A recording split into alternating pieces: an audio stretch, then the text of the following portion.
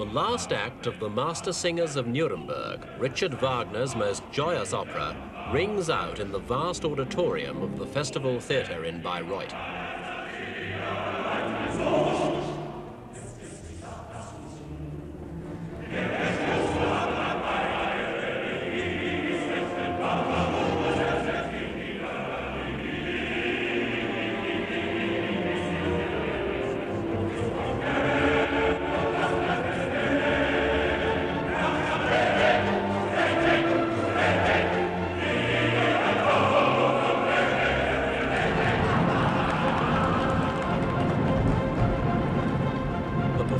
Is not just a curtain raiser to another Wagner season. It's also part of the celebration of 100 years of the festival that was conceived and created by Wagner himself. The town itself has entered into the spirit of the occasion and put out its flags.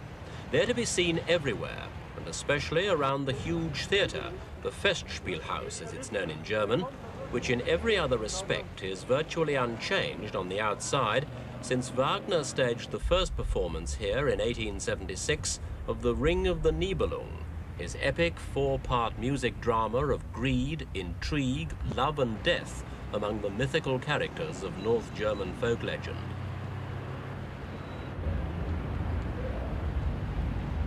Bayreuth today is a town of about 70,000 people. Though it still retains the quiet provincial atmosphere that first attracted Wagner to it, the maestro's influence has been strong and obvious. And not just in the streets named after his operas, but also in this centenary year in a mild outbreak of Wagneriana. Posters, paintings, busts and statuettes of the great master have appeared in the unlikeliest places.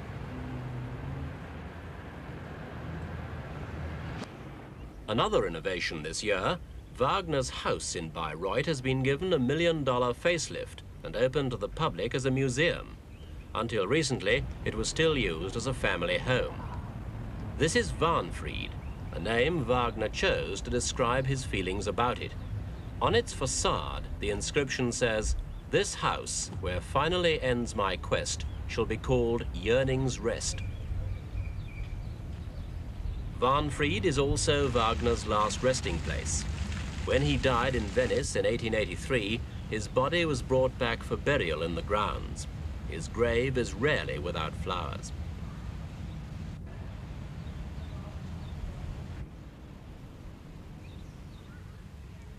Wagner moved into the house in 1874 when he was 61 and found a serenity he'd never known in his life before. The house was paid for by Ludvig II, the eccentric King of Bavaria, who'd become Wagner's devoted patron, and whose wealth was to translate the composer's dreams into reality.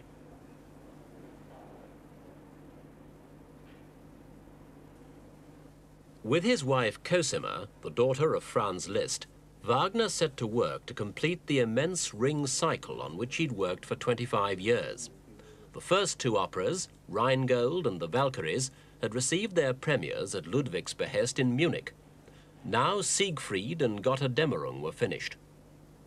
The original score of Götterdämmerung, the Twilight of the Gods, is one of the exhibits at Vaughn Freed. On its last page, Wagner wrote, "Completed at Vaughn Freed, 21st November 1874. Need I say more?"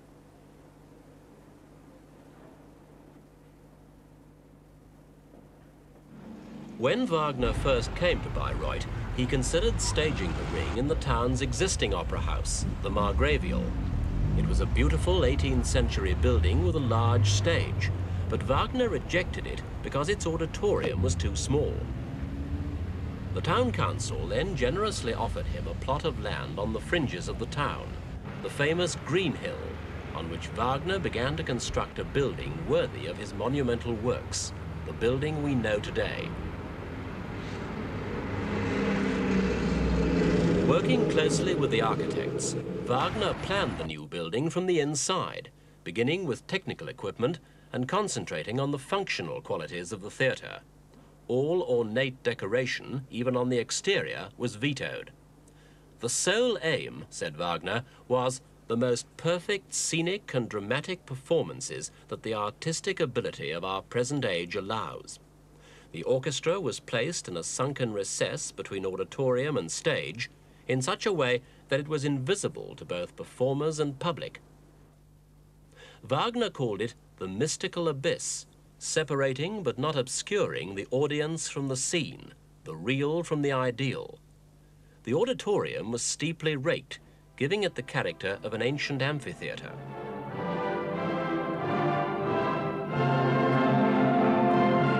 As the building took shape, Wagner toured Germany conducting concerts to raise money and trying to persuade artists to give their services free. On August 13, 1876, the festival opened. Kaiser Wilhelm attended the first performance, but not Ludwig, who'd watched the dress rehearsals.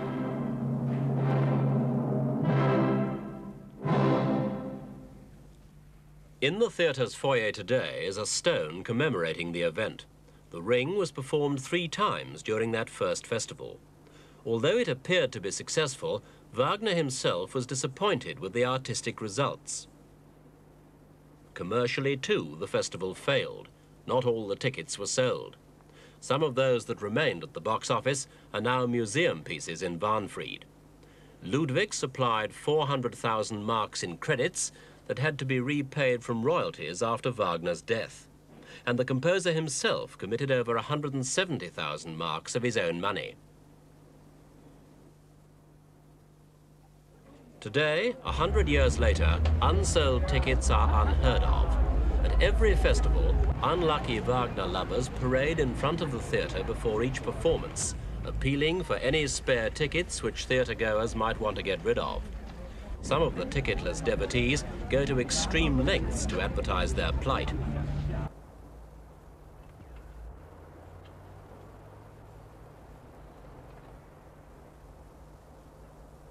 The car park at Bayreuth is evidence enough that today's festival is a major international event of the cultural year. The prelude to this year's opening was a glittering array of dignitaries who made up a specially invited audience of nearly 2,000.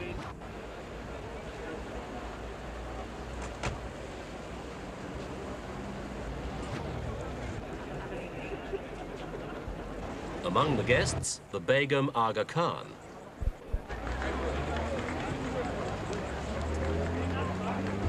But guest of honor was no less a figure than Walter Scheel, the West German president, whose presence helped along the process of ridding Bayreuth of the idolatry and cultism that surrounded it for so long.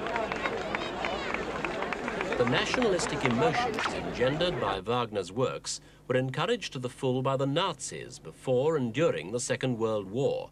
Hitler himself was a devoted admirer.